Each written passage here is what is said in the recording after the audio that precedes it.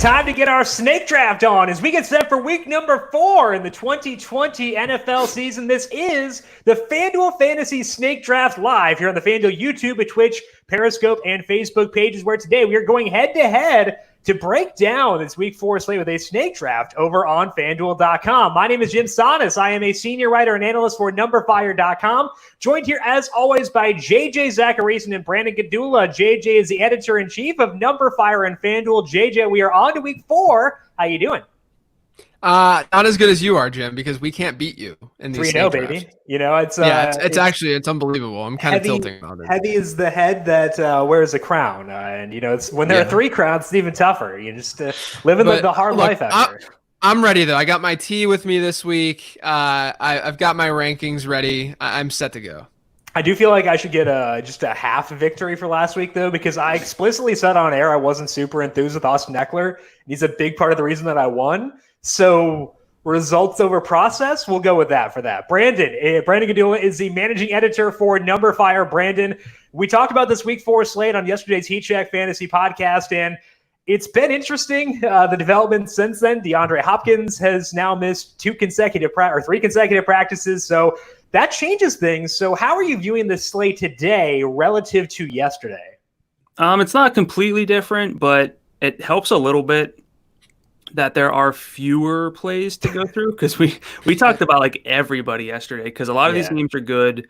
There are a ton of running backs, but the value running backs, I mean, if DeAndre Hopkins doesn't play, I mean, that's just one fewer reason to spend down at running back. What are you spending on then? So but Mike Davis is the RB1, so you can spend down for him, and it doesn't really matter. Like, you know, I'll take that for sure. But it should be a pretty fun slate. So we're going to break things down here by doing our snake draft in just 1 second. But as always, we'll be doing a Q&A session after these snake drafts. So go to FanDuel and check out the YouTube page there. Get your questions into the chat. We'll be answering questions after the YouTube chat. We want to focus on daily fantasy, but as always, JJ will be back with you on Sunday at noon Eastern to break down your start-sit questions. So make sure you're subscribed to the FanDuel YouTube, Twitch, Facebook, and Periscope pages to get those questions answered on Sunday. We also have our waiver wire Q&A. That is every Tuesday, also at 3:30 p.m. Eastern, right here on the FanDuel YouTube, Twitch, Facebook, and Periscope pages. So as we do the snake draft, get your questions in, and we'll answer them on air after that. Before we dive into the snake draft, though, I do want to talk about the overall composition of this slate. I got to pick Brandon's brain yesterday. So, JJ, I want to talk to you. It's an interesting slate because we got a lot of potential shootouts. How much are you valuing game environment when it comes to making your selections in this snake draft for today? I mean, I think that there's going to be some sneaky, I guess in the snake draft will be a little bit different, but I think overall, like on the slate in general, what you're going to find is you're going to find offenses that people gravitate towards, like Seattle or Dallas and teams with high implied team totals. But there's so many teams with high implied team totals that you can make the argument, we're doing a 3-man draft, right? As we do every week. And as a result of that, we're going to be fairly chalky because there's no reason not to be. But if you were doing a 6 or a 12-man draft or whatever, with more people, I would be more inclined to like stack the Texans, for instance, a team that has a high implied team total coming off a couple of rough games against good defenses, now facing a beatable defense. So you can make the argument that a value pick, a value play would be that entire Texans offense, but specifically, a Deshaun Watson and then like a Will Fuller and a Brandon Cooks, who, I think you guys like, but I like a lot this week in DFS at their prices. I think that there are a lot of ways because of this slate and the way things are laid out. There are just a lot of ways to differentiate. And in case you've not been checking out the news throughout the day for today, a couple injury updates. Odell Beckham got in a full practice on Friday. He was removed from the injury report. That is a good thing for him. Sounds like Will Fuller should be good to go. Bill O'Brien said that he's set. It was just like a rest thing yesterday, so hopefully they're being transparent, but I guess you kind of never know. We'll see. And then DeAndre Hopkins did not practice once again on Friday. He'll be a game-time call on Sunday. And that's a pretty high-profile game there between Arizona and Carolina, and one I'm sure that we'll discuss throughout the snake draft for today. The other thing that I think is really interesting here is the quarterback situation. Brandon, I want to talk to you about this because quarterback for this slate is really good because I think you've got some like rock star options here. Russell Wilson, always going to be among those top options. You've got Kyler Murray, even with DeAndre Hopkins kind of banged up, the rushing could come through there. Dak Prescott's always a good option. But then yesterday we weren't super into Lamar Jackson because we didn't really know if he would have enough upside to justify his salary at $9,600. But in the snake draft, we don't have to care about salaries. So how are you juggling those things? And how are you viewing the quarterback landscape when there aren't salaries to deal with? Yeah, we were talking before the show. I know we try to not discuss strategy too much. I refuse because I don't want you to steal my strategies and use them against me. There's a reason I'm 3-0, man. You gotta play dirty. Get out of here. We gotta beat him, Brandon. Yeah, I mean, but for real, I'm asking about what are we doing with Lamar? From a salary cap standpoint, I'm not against playing Lamar. I think he's a great tournament play, but I don't think you have to get there in cash games because we do have those other options, specifically Russell Wilson, Dak, Kyler, of course. I mean, Patrick Mahomes. But in a snake draft, is Lamar a top 3 pick? Most likely, yes. But it's strange, again, is the 4th week, but it's really hard to compare how we break down a slate normally to a snake draft. So you got to shift your mindset entirely. Yeah.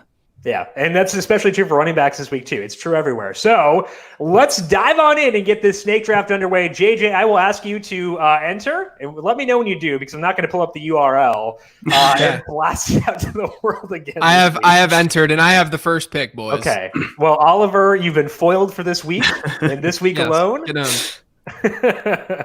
I'm picking I can third. tell you right now, I'm going out on Kamara first, for the record. So I am okay with picking third because it means I will get one of the top 3 running backs. I think that there is a tier of 3 at the top. It's Kamara, Zeke. I shouldn't tell Brandon, I guess, what my thoughts are on this. Kamara, Zeke, and Dalvin. And I'll get one of those 3, and I feel good about that. Yeah, I mean, I would agree. I don't know. I'm glad you told me because I didn't know any of those names. Yeah, I mean, who Zeke? Who? What are we referring to here? Are you talking about Ezekiel Ansah? Is he the person I'm considering here? Who can say? I can't. That's for sure. I was hoping for a top 2 pick though, for Kamara or Zeke. Yeah, I do think that they are kind of above Dalvin, I would say. The question is, I don't know what to do with the 4th pick. I'm thinking about 5th pick. Yeah, that could be a bit tough. I'm thinking about 6th pick. All right, I'm gonna get things going with Kamara here. Okay, so JJ wants Kamara. What was difference maker for you between him and Zeke? I mean, he's seeing an 80% target share in the offense right now. That's really what it comes down to for me. I mean, I think the scoring environment might be a little bit better for Zeke, so he might end up having a higher chance to find the end zone. But Kamara to me is the top player in fantasy and on this slate. Okay. Good matchup too. So Brandon has Zeke. I'm going to take Dalvin. The 3rd pick, or the 4th pick is pretty tough. I am going to go Clyde Edwards-Helaire because he's facing the Patriots, and they tend to throw to their backs more against the Patriots. He also just gets a lot of work. So I think that was the difference maker for me. Here's another name that I talked to Jim about before the show. I don't love Josh Jacobs in a salary cap, but I feel like in a snake draft, you just trust the volume. Yeah. I mean, those are the top 5 for me. You know what? I'm gonna get wild here, boys. Quarterback? I'm gonna get crazy. You want Russ? Oh. I am going to stack at the turn with 2 wide receivers that are on the same team. Lockett and Metcalf? So I'm going Lockett and DK at the turn here.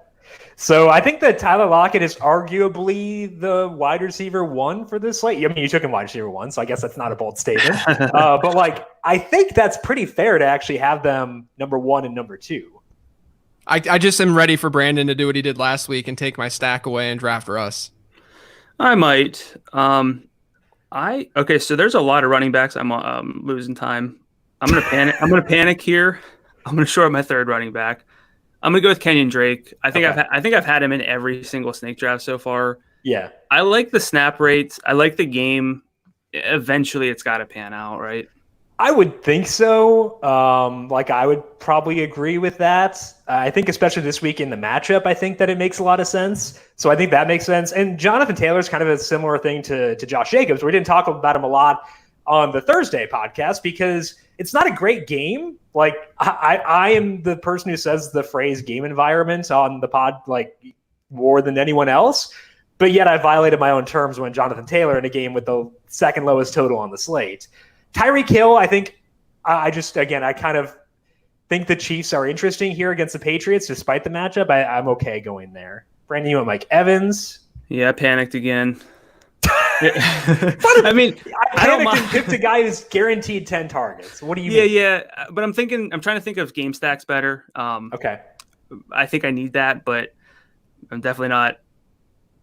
Oh, I did not expect. Wow, Darrell Henderson. Look, I'm just getting wild because I need to switch things up a little bit and beat Jim here. Okay. So Darrell Henderson goes to JJ. I'm going to come back to that one, JJ, because I think that Henderson is really interesting for this week, and I do want to ask you about him. You also had David Johnson. Brandon robs me of Amari Cooper because he's a bad friend. Yes. So I'm going to go with. We can't let JJ get Russ. Oh, come on. Kenny Galladay. Yeah, I was my Galladay. I like the receiver there, but I'm going to go Russ. Like, oh, Jim, why are you ruining this? He's my number one quarterback of the week. Well, Brandon's going to go Dak here. I'm going to fall with Lamar. That's fine. Okay, so Brandon. You are going to go Lamar. Get your Dak Amari stack. I mean, I kind of have to, right? Yeah, no, you don't have to do anything. You can take like Gardner Minshew if you want. No one will. My lineup is incredibly DGAF this week. It's unbelievably DGAF. There we go. Okay, so that does complete the draft here. So we're going to go through the teams and break down the selections. For a straight week, I have the highest projection. It's almost like you intimately know numberFire's projections because of like your sim work. So it's almost like you kind of have a knowledge of how these things work. But JJ, I want to go to you first. Let's talk through this awful lineup. No, because Darrell Henderson's really interesting because there are a lot of mid-range running backs this week who are really intriguing. And Henderson, I think, is the one who I fear the most because I'm a little bit lower on him because I like the game environment a lot for Joe Mixon and Mike Davis. I also just love Mike Davis. Again, I don't know, whatever. Yeah, I agree with that. But I think Henderson is the most traditional spot. And I think that for this specific format where you're trying to be two people as opposed to 150,000 or whatever it may be, Henderson makes more sense because he's the traditional running back. You don't need to care as much about having a 30-point ceiling. You just need a guy who's going to get you a lot of points, and Henderson should get that. Is that kind of what pushed you towards Henderson in this spot here against the Giants? Yeah, I mean, a bit. I mean, guys know the peripherals are definitely there. I mean, he had like 74% of the team's running back rushes last week, 10% target share. To me, he has that captured better than the alternatives in that area, maybe aside from a Mike Davis, but the offense that Henderson's in is a little bit more intriguing, and the game script for his offense is a little bit more intriguing. I like Davis. I would like Davis more in a full PPR setting than a half PPR setting too. Then with Joe Mixon, I mean, I don't think I needed to get cute in a 3-man game, right? Yeah. Like to me, Mixon should not be a cash game consideration because of the way that the season has gone for that offensive line and for Mixon himself. He's being used exactly as he was used last year. Right. Last year, right now he leads the NFL in running back rush share. That's great, but we also won targets, and he has like a 6% target share. So we need to see a little bit more of that. I'll still have Mixon this week. I still think he's a good play. But to me, the way that Henderson's trending and the way that he's played, no Cam Akers, I worry a little bit about Malcolm Brown seeing some goal line work. I think that's definitely, a cause for concern for Henderson. But in what should be a positive game script for them, I mean, they're huge favorites. That's what really leaned me to go Henderson. And I'll be honest, too, the reason I went Metcalf and Lockett when we traditionally are just pounding running backs early in these drafts, right? The reason I went Metcalf and Lockett is, number one, I was hoping I would be able to get Russ, and I waited a little bit, at the end there, and I should have just gotten him the round before. But regardless, the reason I did that is because I just saw a really big drop-off after Josh Jacobs was drafted. So to me, it's like this tier of like Kenyon Drake, David Johnson, Jonathan Taylor. You can maybe throw Mixon and Henderson, there's just a lot of guys that have a similar outlook this week. So I didn't want to force it. And I got the two wide receivers that, should walk into a 20 to 25, maybe even 30% target share in a high scoring game, a lot of points being scored. And I was just hoping for the full stack, but clearly I couldn't get that. Well, I think that you could argue the drop off at running back occurred after Dalvin Cook. Like, yeah, you can make that argument too. Like, yeah. I think it's Zeke and Kamara tier 1, Dalvin Cook like tier 1.5, and then Jacobs, Edwards-Helaire. I mean, yeah, I know we're making a lot of the second tier. We're making like 15 tiers. It's fine. I think that actually, it's a good argument. And I would agree that like Lockett and Metcalf, upper echelon guys. I think the one surprise to me is that DJ Moore didn't go. I know we're drafting only 6 wide receivers because we all go with 3 running backs. But I think that was, I guess, the slight surprise. JJ, I want to stick with you here for 1 second as I'm getting off topic. You talked about Henderson. I think the good thing about Henderson and Mike Davis is they both have future Hall of Fame quarterbacks with Teddy Bridgewater and Jared Goff. We can always get behind that, future Hall of Famers there. What did the rest of your lineup decision-making look like, specifically with David Johnson and Lamar? Because we haven't really heard much about those two yet. Yeah, so I mean, Kamara was easy to go to, and with David Johnson, I mean, I do have a little bit of fear with Duke. I don't, if he's gonna be active or whatever. That's a nightmare to write up, by the way, with David and Duke Johnson playing in the same backfield. I hate it. I really hate it. But yeah, I mean, with David Johnson, his peripherals, his market share numbers. If you look at his running back rush share and his target share so far this year, again, this is Duke Johnson list for the most part, but even when you look at his numbers, only Ezekiel Elliott has as good of market share numbers as David Johnson does so far this year, at least in terms of hitting an 85% rush share and a 12% target share. So he has that in his favor. And I'm really just going by the fact that they've started with just a hellish schedule, maybe aside from Kansas City, but facing Baltimore and Pittsburgh in back-to-back weeks. I'm very, very high on the Texans offense this week. And they're all, I mean, in normal DFS, they're all at a really nice cost because of what's happened the last couple of weeks. So I think David Johnson, again, in a 3-man like this, I think he's a safe option. He should be able to compile some yards. And if he finds the end zone once or twice, then obviously he pays off. And then with Lamar Jackson, I mean, to me, it's just a bounce back spot, right? Yeah. I mean, it's they get crushed on Monday night. Now they're facing a beatable secondary. And then the other thing too is obviously Washington's defensive line is what you would have to worry about in this matchup, just defensively. But Lamar has the speed to escape and get away from that pass rush. So I'm less concerned about that than I would be a traditional pocket passer. So I think Lamar's in a really good spot to just go berserk this week. And he did get upgraded too with Matt Ioannidis and Chase Young out. So like even that, the one concern you could have is less of a concern this week than it has been in previous weeks. So I think that all makes sense. And you mentioned the Kansas City game maybe not being as bad for running backs, but like, it's not bad from a matchup perspective, but from a game script perspective, it's a disaster. So I'd agree. All 3 spots so far for DJ have been less than ideal. Let's go over to Brandon. You got the Cowboys stack here with Dak, Zeke, and Amari. I am jealous. I will say that. What were the big decision points for you in this draft? Well, Zeke at number 2 for me was not really a big decision point. Yeah. It was the first one I faced was in the second round with Josh Jacobs, and it was, again, do you just take the volume here in a 3-person draft? And I decided to do that. And then, I mean, kind of from there, every spot was a decision spot, really. Kenyon Drake, again, I've been drafting him, I think, every week in this draft. But it's fine. It's the best spot. Carolina hasn't really done much to prevent production from running back. So I just kind of went with that. And then it kind of wrote itself after that point, I think, with Mike Evans. Just take the safe targets. You can probably project him for about a 30% target share, honestly. And I never like Amari Cooper in a cash game type format, which this does resemble. But I figured we want exposure to the Cowboys. I knew I could get, or I assumed I would get Dak on the bring back. So I figured, why not just load up on Dallas and their huge implied team total.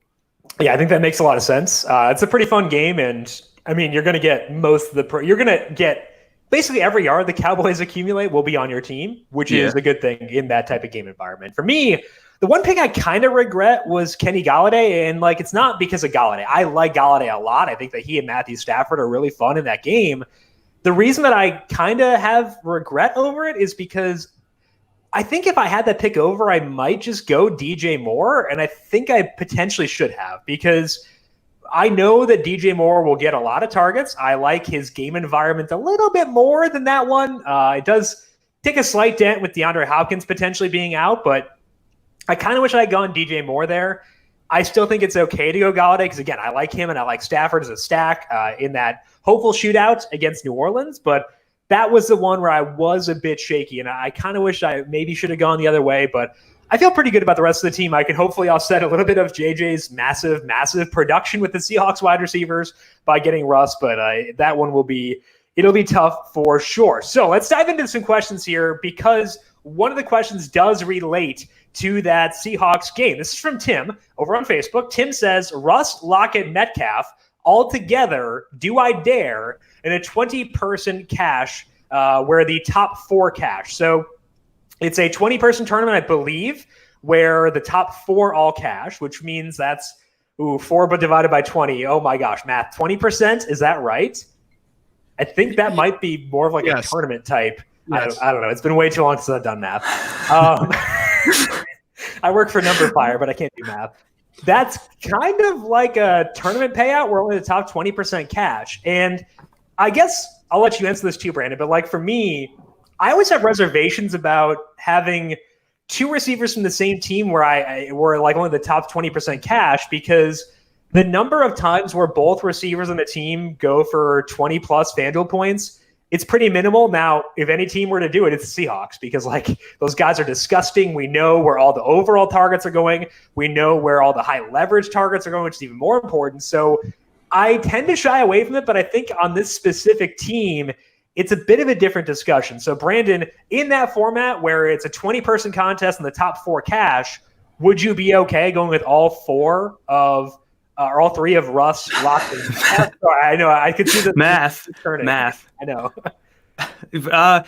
Yeah, I think that's the only team right now where I'd feel okay doing that because they've accounted for like 49.5% of the team's targets so far. You're just guaranteed like half of Russell Wilson's production pretty much. You mentioned the high leverage looks. I wouldn't do it really anywhere else, but I think that team is fine, especially with the spread being as close as it is in that game. It might not get out of hand. Yeah, hopefully. If we can get some good Ryan Fitzpatrick. If bad Ryan Fitzpatrick shows up, things could get hairy in a hurry. Like, if Fitz throws a pick 6 on, like, the first couple of drives, I might just turn off my TV because that's going to sink a lot of my lineups. So I'm just going to – let's keep things reined in a little bit here, Ryan Fitzpatrick, and allow this game to be fun. That's my hope. I do think Jim is a lock to go 4-0 because I just noticed he has Russell Wilson and Dalvin Cook, so he's got the Russ Cook stack. Oh my goodness! There we go. Let Russ cook. Awesome. That's amazing. Well, let's go over some questions over on YouTube. And again, we have about 7 minutes left. So if you have questions, put them over on the YouTube chat. We can also take questions from Facebook, Periscope, and Twitch. We'll start off with YouTube, though. From the Aircus, this one's for you, JJ. Actually, the first 3. Actually, I don't know, whatever. The Aircus asks, pick 1 running back and 2 flex. We have Miles Sanders, Marquise Brown, Adam Thielen, Josh Jacobs, or CeeDee Lamb. So some really good running backs in that discussion there with Sanders and Josh Jacobs. And then the receivers, Hollywood Brown, Adam Thielen, CeeDee Lamb. Where would you go for 1 running back and 2 flex in that situation? I would definitely go with the 2 running backs, I think, with Sanders and Jacobs. And then in the flex, I guess I'd go with Thielen over Hollywood. I love Hollywood. I just think that there's a lot of volatility there right now. How many points will Washington score to keep them passing? Yeah. I mean, I do think Baltimore can put up a 30 burger this week, but I like the environment a lot for Minnesota and Houston. So I would lean Adam Thielen, even though we had that Justin Jefferson breakout last week. I would go with Thielen. So I'm going to go to you with this one, Brandon. We heard JJ's thoughts on Joe Mixon, but we have this question from Ricardo asking Joe Mixon or James Robinson in half PPR. They're going head-to-head, and both these guys have been getting good volume so far this year. Not great volume, but good volume in a game that we do like. I think you liked it a little bit more than I did from a stacking perspective. But if you're picking one between Mixon and Robinson, which way would you go? This weirdly feels like it might be the unpopular decision, but I'd still go with Mixon. I know that there's receiving concerns, but he's a home favorite. I would just lean Mixon still. I would go Mixon too because he's more established in that role. I also I know this is stupid in the age of COVID. I like home teams still. I know that like travel matters, and that's kind of the reason why I still give a bump up to home teams. So also, I go mix in there. Yeah. And I just love Joe Burrow more than Gardner Minshew. I do too. Yeah. Terry is asking, hey, JJ, you're the man. Love listening to you. Nice. Thanks. I have Deontay Johnson, and someone offered me DJ Moore. I know your love affair with Deontay. Interesting. I have a love affair with DJ Moore too.